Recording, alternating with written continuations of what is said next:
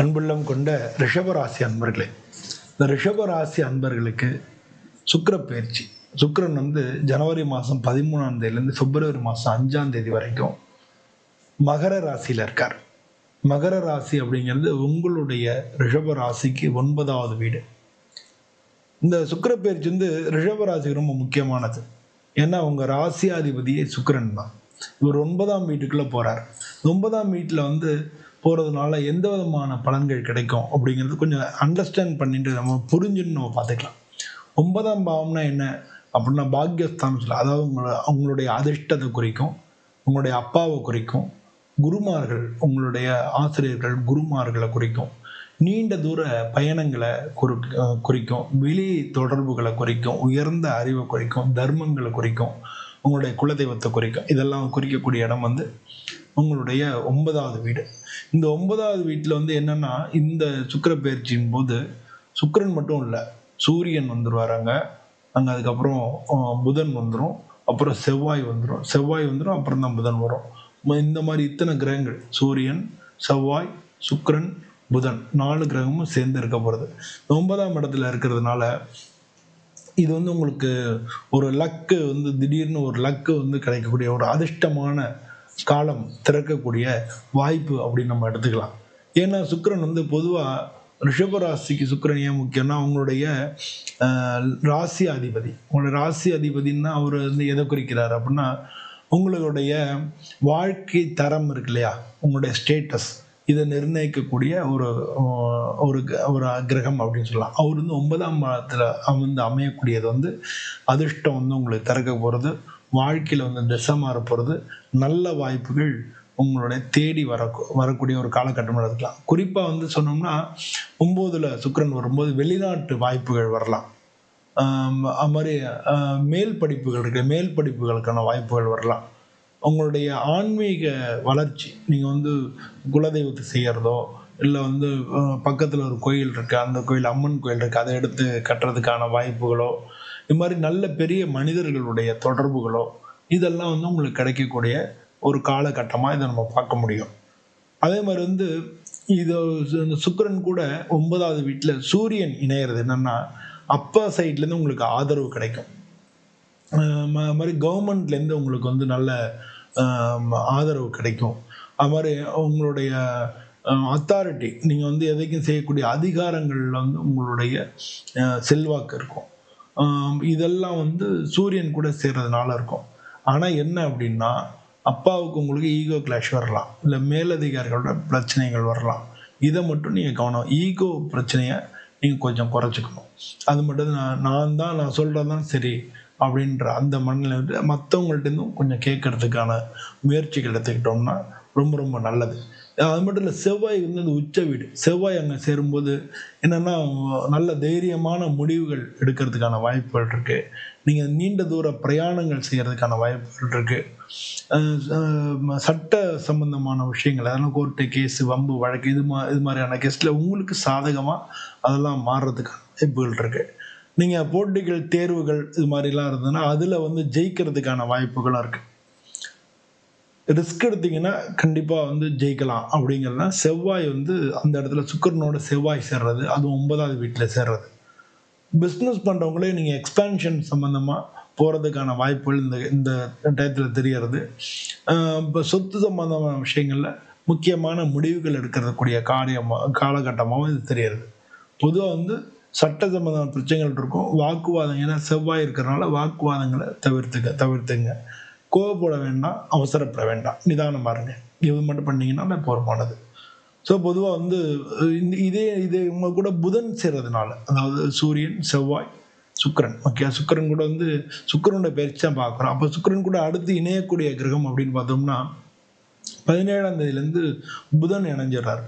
புதன் எதுக்கான கிரகம்? அறிவு, பேச்சு, அனௌன்ஸ்மெண்ட்டு, அக்ரிமெண்ட்டு, கணிதம், இது சம்மந்தமான விஷயங்கள்லாம் புதன் குறிக்கும்.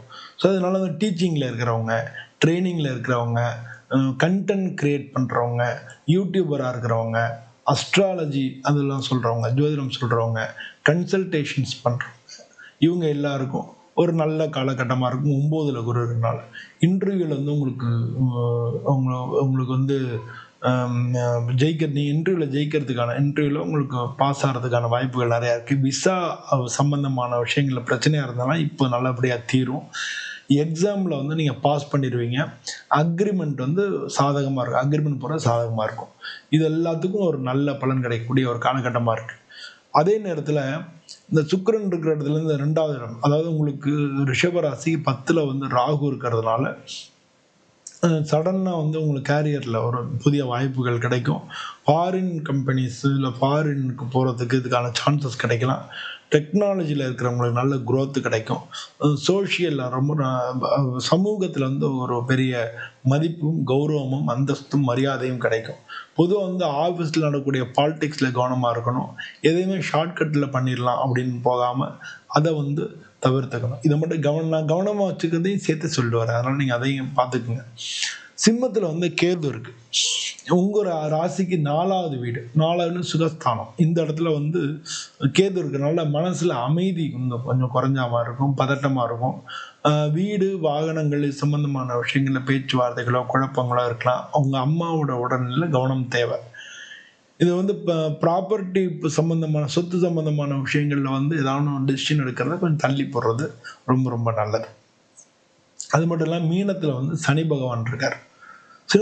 மீனத்தில் சனி பகவான் இருக்கிறது வந்து என்னது, உங்களுடைய ராசிக்கு 11 லாபஸ்தானம் சொல்லுவோம். சனி பகவான் கொஞ்சம் ஸ்லோவான கிரகம் இல்லையா, அதனால வந்து உங்களுக்கு வரக்கூடிய லாபங்கள் வரும், ஆனால் கொஞ்சம் டிலே ஆகலாம்.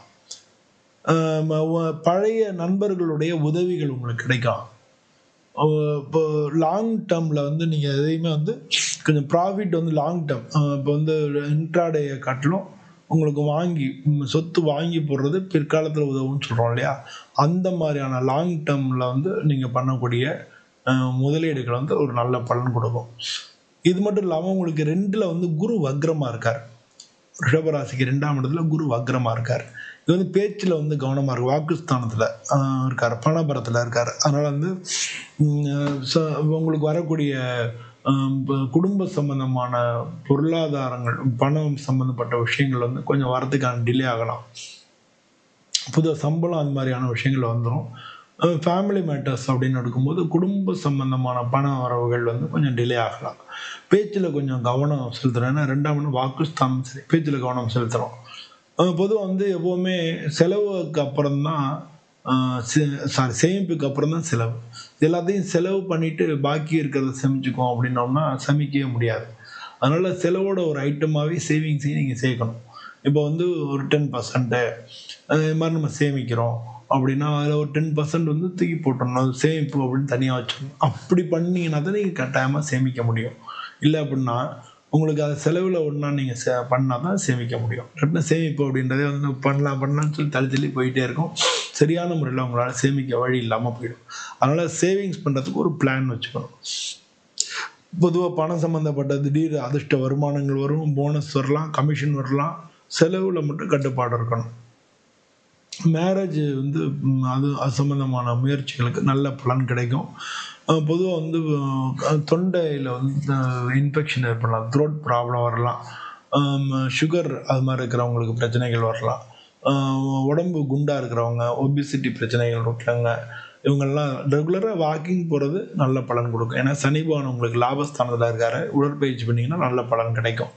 பொதுவாக வெள்ளிக்கிழமை அன்னைக்கு மகாலட்சுமியை வழிபடுறது, டெய்லி ஓம் சுக்ராய நமஹ அப்படின்னு 16 தடவை சொல்கிறது, இனிப்புகளை வந்து மற்றவங்களுக்கு தானம் கொடுக்கறது, இதெல்லாம் வந்து உங்களுக்கு ஒரு நல்ல பலன் கொடுக்கும். பொதுவாக வந்து இந்த சுக்கிரனுடைய காலம் வந்து ரிஷபராசிக்கு ஒரு அதிர்ஷ்டமான காலம் அப்படின்னு தான் சொல்லணும்.